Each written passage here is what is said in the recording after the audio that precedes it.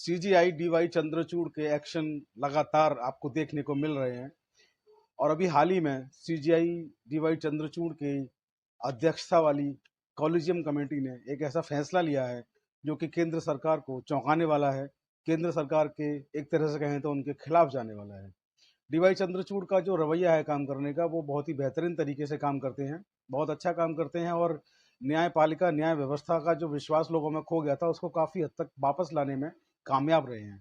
आज देश के करोड़ों लोग उनकी तरफ न्याय की दृष्टि से देखते हैं। उनको लगता है कि कोई हमें न्याय दे ना दे, लेकिन डीवाई चंद्रचूड़ साहब अगर वहां तक हमारी बात पहुंचेगी तो वहां से हमें इंसाफ या न्याय जरूर मिलेगा।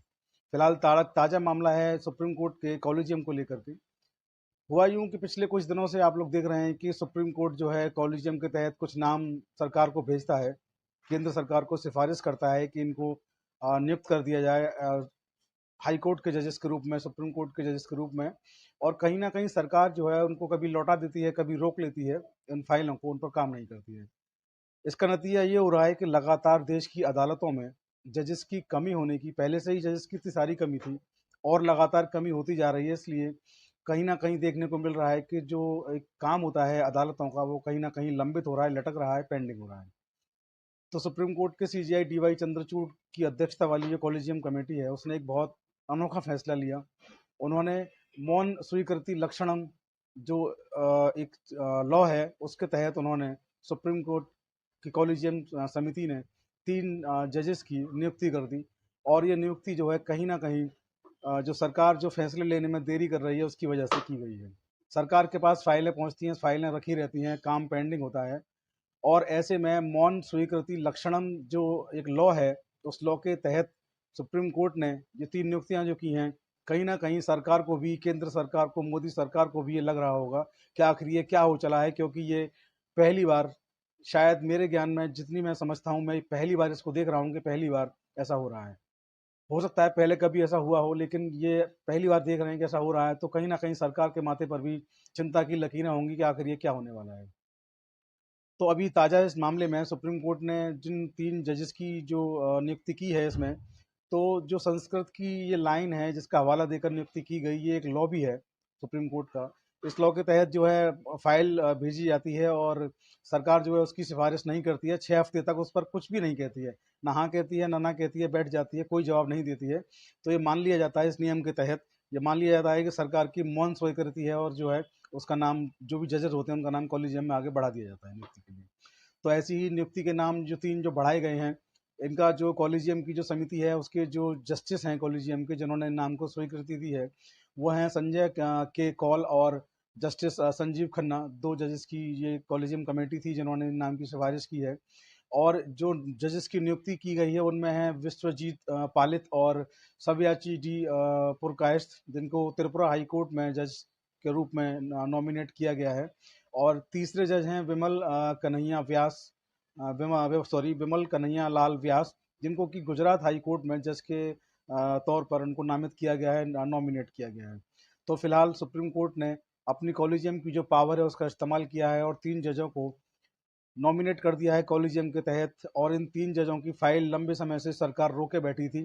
तो मौन स्वीकृति लक्षणम जो एक लॉ है उसके तहत इनको कर दिया है। मौन स्वीकृति लक्षणम के बारे में मैं आपको थोड़ी सी एक चीज़ और बता दूं कि मौन स्वीकृति का जो लक्षणम का जो लॉ है वो ये है कि इस प्रावधान के तहत एमओपी के पैरा नंबर 14 में इसका जो लॉ है वो बताया गया है कि 6 हफ्ते तक अगर कोई चीज़ ऐसी नहीं आती है, ना हाँ आती है, ना आती है, तो कॉलेजियम की कमेटी इस पर एक्शन ले सकती है और ये मान लिया जाएगा कि सरकार की इसमें स्वीकृति है।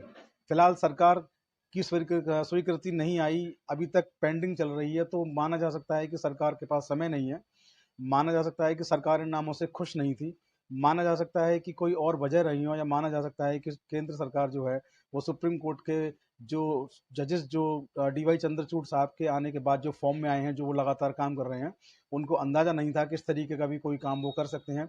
उनको लगा होगा कि कहीं ना कहीं कि जब तक हम मंजूरी नहीं देंगे, जब तक हम इस नियुक्ति पर अंतिम मोहर नहीं लगा देंगे, तब तक इन जजेस की नियुक्ति नहीं हो पाएगी।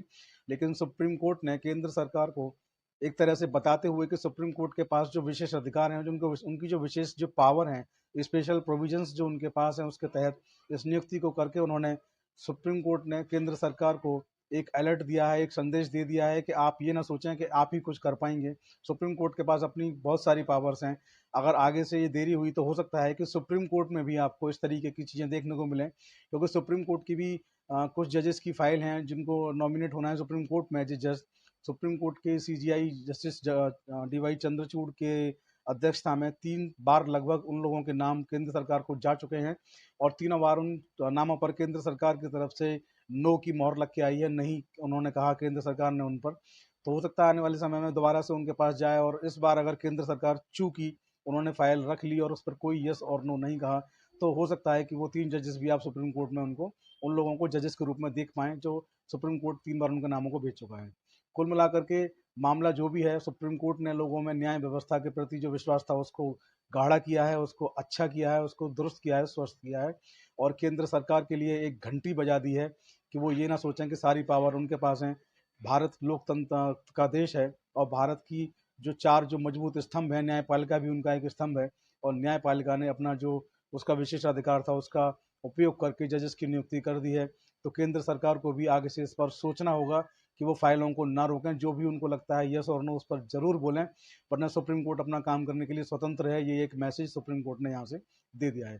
फिलहाल सरकार की मुश्किलें इस ऑर्डर के बाद बढ़ती हुई दिखाई दे रही हैं, क्योंकि सरकार जिस तरीके से काम करती है किसी का भी दखल उनको अपने काम में पसंद नहीं आता। इधर जस्टिस डीवाई चंद्रचूड़ साहब का रवैया भी बिल्कुल अलग है, उनको भी किसी का दखल जहाँ तक मैं समझता हूँ वो पसंद नहीं आता और बिल्कुल कानूनी तरीके से, बिल्कुल जेन्युइन तरीके से अपना काम करते हैं। उस बार भी उन्होंने बहुत अच्छा काम किया, उनके इस काम को मैं दिल से सैल्यूट करता हूँ। आज के वीडियो में इतना ही। आप लोग बने रहें चौधरी लीगल एसोसिएट के साथ और आप लोग हमें हमारे दूसरे यूट्यूब चैनल ऑफिशियल प्रतीक चौधरी पर भी सब्सक्राइब करना ना भूलें और आप लोग हमें फेसबुक और इंस्टाग्राम पर भी फॉलो और शेयर करना ना भूलें। आईडी सेम है चौधरी लीगल एसोसिएट। वीडियो अच्छा लगा हो तो इसको अपने दोस्तों साथियों तक फॉरवर्ड अवश्य करें। जय हिंद, जय भारत, नमस्कार।